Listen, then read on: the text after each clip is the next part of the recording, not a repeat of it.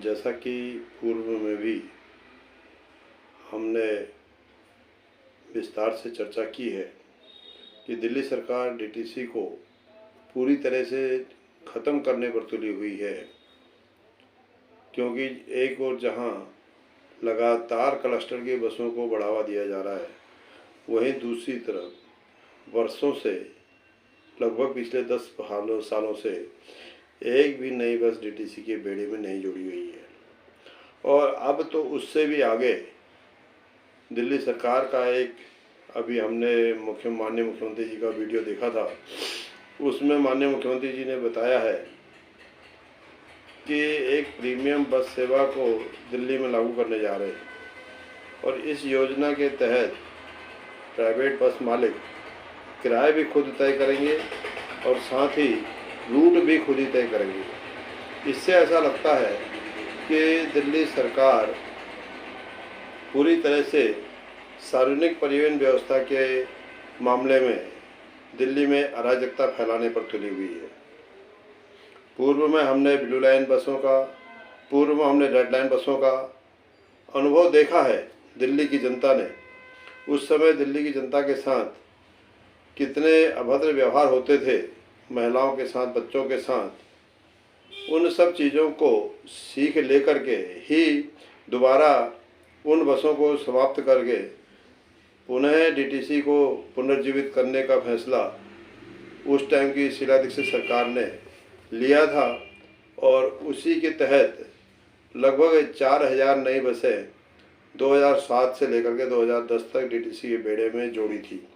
अब जो बसें सभी स्क्रैप हो चुकी हैं, लेकिन वर्तमान में जो माननीय मुख्यमंत्री जी का यह फैसला है, यह दिल्ली के लिए और दिल्ली की जनता के लिए और साथ में दिल्ली परिवहन निगम के लिए बहुत ही आत्मघाती फैसला है। इससे जहां एक और दिल्ली की जनता परेशान होगी, क्योंकि वो मालिक जो बसों को लेकर के आ रहा है, जब उसको छूट दी जाएगी कि वो खुद अपने बसों का किराया तय करे, तो वो चाहेगा कि मुनाफे वाले रूटों पर ही अपनी बसों को चलाए। उसको घाटे वाले रूटों पर सार्वजनिक परिवहन सेवा उपलब्ध करानी है, इससे कोई लेना देना नहीं है। उसको तो केवल अपने प्रॉफिट से, अपने मुनाफे से मतलब रहेगा। साथ ही किराए भी वही तय करेंगे। इससे उन किरायों का, उन बसों का किराया ये तो लाजमी है, जैसा कि सरकार ने खुद भी कहा है कि वर्तमान में चल रहे बसों के किराए से ज़्यादा होगा। तो उन बसों का किराया जहाँ ज़्यादा होगा, तो जो सार्वजनिक परिवहन व्यवस्था चलाई जाती है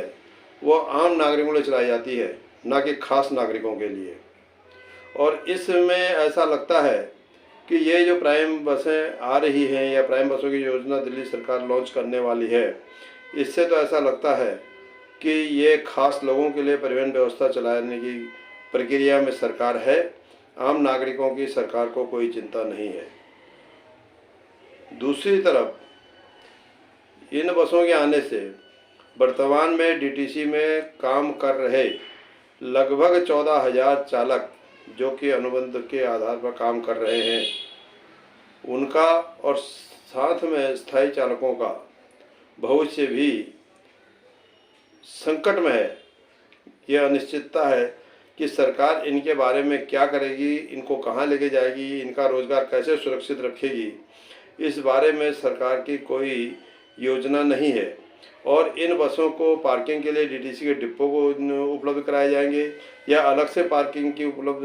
व्यवस्था होगी, ये भी सरकार ने कोई खुलासा नहीं किया है। इस संबंध में दिल्ली परिवहन मजदूर संघ के महामंत्री जी ने एक पत्र माननीय उपराज्यपाल महोदय को लिखा है और उसमें यह अपील की है कि हमारे को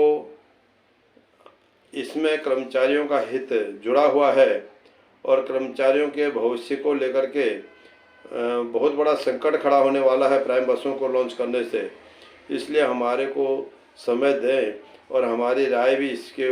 विषय में जानें और हमारा पक्ष भी सुने। तो मैं अनुरोध करता हूं माननीय उपराज्यपाल महोदय से, आप सब लोगों के माध्यम से और साथ में दिल्ली सरकार से कि वो इस योजना को लाने के बारे में पुनर्विचार करे और साथ ही कम से कम यदि इस योजना को लाया भी जा रहा है तो डीटीसी के भविष्य को लेकर के भी, डीटीसी का भविष्य और डीटीसी कर्मचारियों का भविष्य, और साथ में डीटीसी के पेंशनधारी जिनको 4-4 महीने से पेंशन नहीं मिल रही है, उनकी पेंशन के लिए भी सुरक्षित योजना, उनका भविष्य भी सुनिश्चित किया जाए, उसके बाद ही इन योजनाओं पर काम किया जाए। मैं माननीय उपराज्यपाल महोदय से भी अपील करता हूं कि वो इसके विषय में ज़रूर चिंता करेंगे और इसकी स्वीकृति देने से पूर्व कर्मचारियों का पक्ष भी सुनेंगे। इसी अपेक्षा के साथ मैं धन्यवाद करता हूं और धन्यवाद साथियों, और ये उम्मीद करता हूं कि दिल्ली सरकार और माननीय उपराज्यपाल महोदय इसके विषय में पुनर्विचार करेंगे। धन्यवाद, नमस्कार।